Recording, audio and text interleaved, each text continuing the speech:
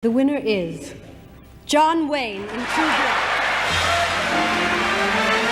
He wore dusty boots, rode into the sunset, and never once blinked in the face of danger.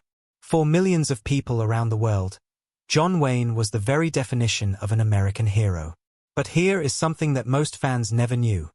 Behind the cowboy hat and the steady gaze was a man quietly building one of the most impressive financial empires Hollywood had ever seen. And when he died, that empire did not collapse, it grew. The fortune he left behind was so staggering, so carefully constructed, that it turned his family into one of the wealthiest dynasties to come out of the golden age of cinema. Today, we pull back the curtain on the real story of John Wayne's hidden wealth, the heartbreaks that almost destroyed it, and how his name continues to generate millions of dollars long after his final scene. Before there was a fortune, there was a boy named Marion Robert Morrison. He was born on May 26, 1907, in Winterset, Iowa, a small, quiet town that had no idea it was raising one of the most bankable stars in movie history. His family was working class. His father, Clyde Morrison, struggled with lung problems and eventually moved the family out west to California, chasing drier air and better prospects. Marion grew up in Glendale, a modest city near Los Angeles, where he earned a nickname that would follow him the rest of his life. His dog was an Airedale Terrier named Duke. The neighborhood fireman who knew the boy started calling him Little Duke, and just like that, the name Marion quietly faded. Duke stuck. He was a strong kid with natural athletic ability. In high school, he dominated on the football field, and that talent earned him a scholarship to the University of Southern California. For a while, the future looked like it belonged to sports. But a bodysurfing accident shattered his collarbone and ended his football career before it ever truly began. USC dropped his scholarship. Just like that, his plan collapsed. What happened next changed cinema history. A football coach introduced Duke to the director John Ford, who was using USC athletes as extras on his film sets. Duke started doing prop work and odd jobs at Fox Film Corporation. He hauled furniture, moved equipment, and watched. He watched everything. He watched how directors moved actors, how lighting changed a scene, how a single look could carry more weight than a paragraph of dialogue. And slowly, he began to believe he could do this. His first small role came in 1928, and for the next several years he worked in low-budget Western serials that most people have long forgotten. The pay was modest. The recognition was almost nothing. But he was learning the craft and building relationships that would eventually change everything. In 1930, director Raoul Walsh cast Duke in a widescreen epic called The Big Trail. It was an ambitious production. Duke was given the lead role and a new name, John Wayne. The studio felt Marion Morrison lacked the punch a Western hero needed. John Wayne was hard, simple, and strong, like the characters he would spend decades playing. The movie flopped. New widescreen technology meant only a handful of theaters could project it properly, and audiences simply did not show up in the numbers the studio had hoped for. John Wayne was suddenly a leading man with no momentum. He spent the next several years grinding through Republic Pictures serials and B-westerns, films made quickly, cheaply, and largely forgotten almost as soon as they were released. Most people would have quit. John Wayne did not. He used those years to sharpen his image. He developed that slow, deliberate walk. He found the voice, that unhurried, deep drawl that made every line feel like a verdict. He learned to be still on camera, because he had figured out something that many actors never do. The camera amplifies everything, and stillness reads as confidence. Then came 1939, and a film that rewrote his story entirely. John Ford, now one of Hollywood's most respected directors, cast Wayne in Stagecoach, a beautifully crafted Western with a proper budget, a strong script, and major studio backing. The film was nominated for 7 Academy Awards. Audiences fell in love with Wayne's portrayal of the Ringo Kid, a man wrongly hunted, quietly dignified, and utterly fearless. Almost overnight, a decade of struggle became a stepping stone rather than a dead end. John Wayne was a star. In 1930, director Raoul Walsh cast Duke in a widescreen epic called The Big Trail. It was an ambitious production. Duke was given the lead role and a new name, John Wayne. The studio felt Marion Morrison lacked the punch a Western hero needed. John Wayne was hard, simple, and strong, like the characters he would spend decades playing. The movie flopped. New widescreen technology meant only a handful of theaters could project it properly, and audiences simply did not show up in the numbers the studio had hoped for. John Wayne was suddenly a leading man with no momentum. He spent the next several years grinding through Republic Pictures serials and B-westerns. Films made quickly, cheaply, and largely forgotten almost as soon as they were released. Most people would have quit. John Wayne did not. He used those years to sharpen his image. He developed that slow, deliberate walk. He found the voice, that unhurried, deep drawl that made every line feel like a verdict. He learned to be still on camera, because he had figured out something that many actors never do. The camera amplifies everything, and stillness reads as confidence. Then came 1939, and a film that rewrote his story entirely. John Ford, now one of Hollywood's most respected directors, cast Wayne in Stagecoach, a beautifully crafted western with a proper budget, a strong script, and major studio backing. The film was nominated for 7 Academy Awards. Audiences fell in love with Wayne's portrayal of the Ringo Kid, a man wrongly hunted, quietly dignified, and utterly fearless.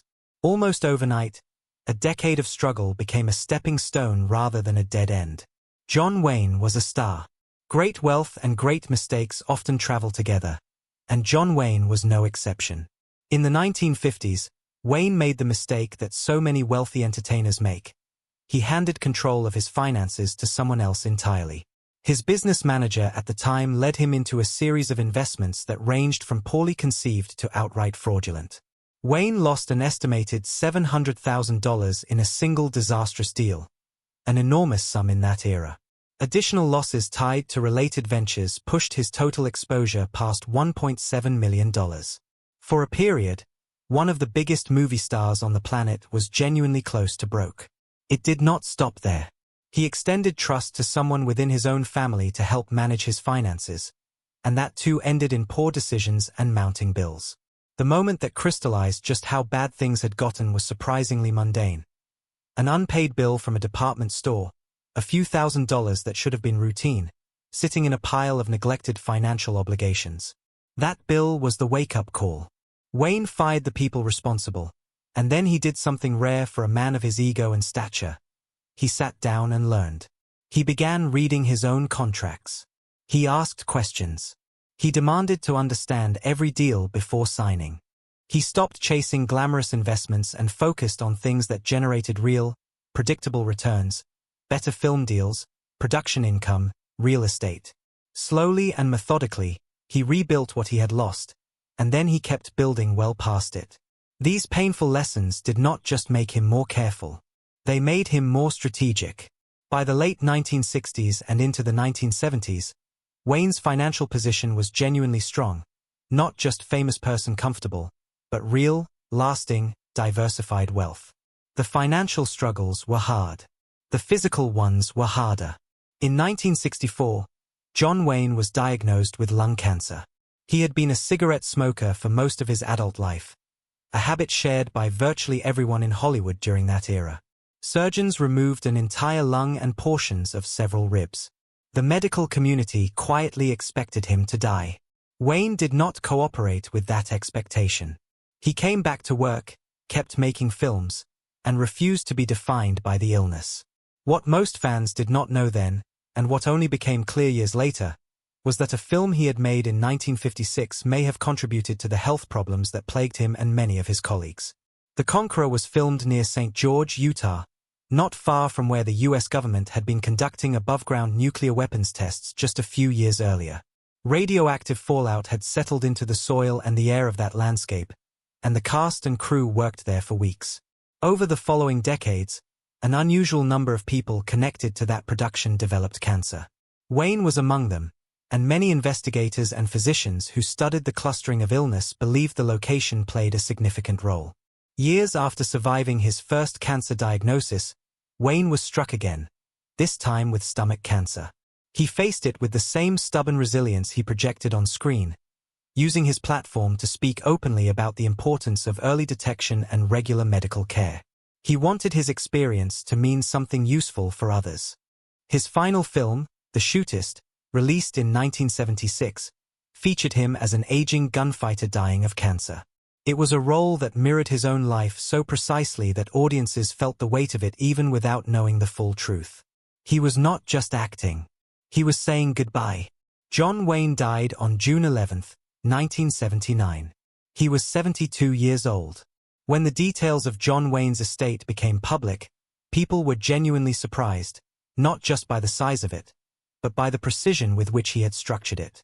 At the time of his death, his estate was valued at approximately $7 million, worth well over $25 million in today's money.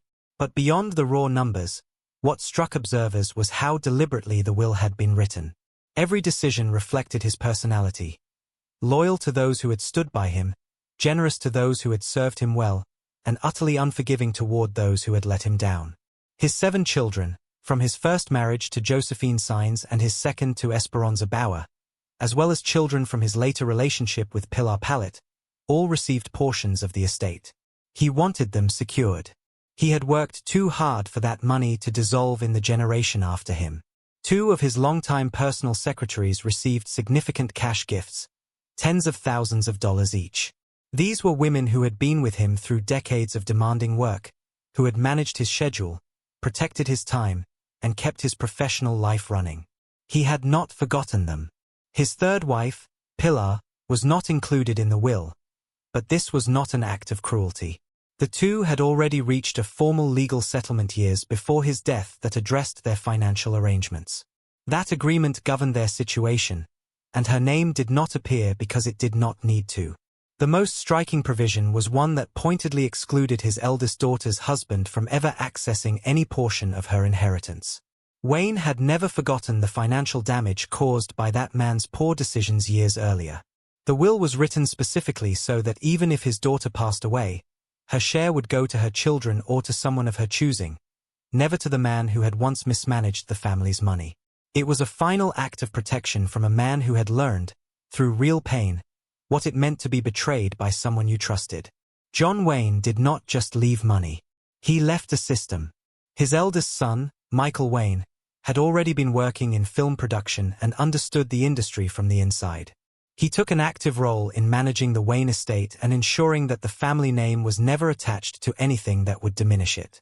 Other children found their own paths, some in entertainment, some in business, some in quieter private lives. But nearly all of them remained connected to the legacy their father had built. The family established John Wayne Enterprises, the company that today controls everything related to his image, name, and likeness. This is not a small operation. The John Wayne brand is an intellectual property portfolio, carefully managed, strategically licensed, and fiercely protected. Nothing carrying his name reaches the market without passing through a filter designed to ensure it matches the values he stood for.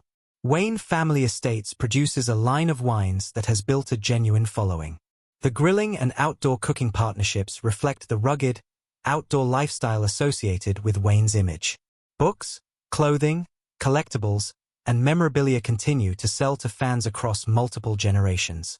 His classic films are available on every major streaming and digital platform, generating royalty income every time someone presses play. International licensing deals extend that income stream across dozens of countries. The John Wayne Cancer Foundation, established after his death to honor his wish to help others facing the disease that ultimately claimed him, has grown into a meaningful charitable organization. It funds cancer research, supports early detection programs, and raises awareness, doing the kind of lasting good that transforms a famous name into something that genuinely matters beyond entertainment. In 2026, John Wayne has been gone for nearly 5 decades. And yet his name still sells. His face still moves product. His films still find new audiences. Why? Part of the answer is simple nostalgia.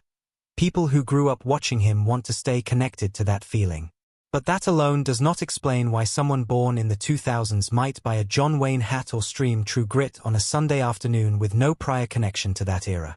The deeper answer is that Wayne represents something that never goes out of fashion. The idea of a person who stands for something, who does not waver, who meets difficulty without complaint. Whether you agree with his politics or not, whether you find his films dated in some ways or not, the archetype he embodied remains compelling. His family has been smart about this. They have not tried to make John Wayne into something he was not in order to appeal to new audiences. They have leaned into what he was, trusted that authenticity is its own form of marketing, and let the quality of the work speak for itself. That approach has kept the brand coherent and respectable at a time when many celebrity estates have stumbled by overextending or mismanaging their identity.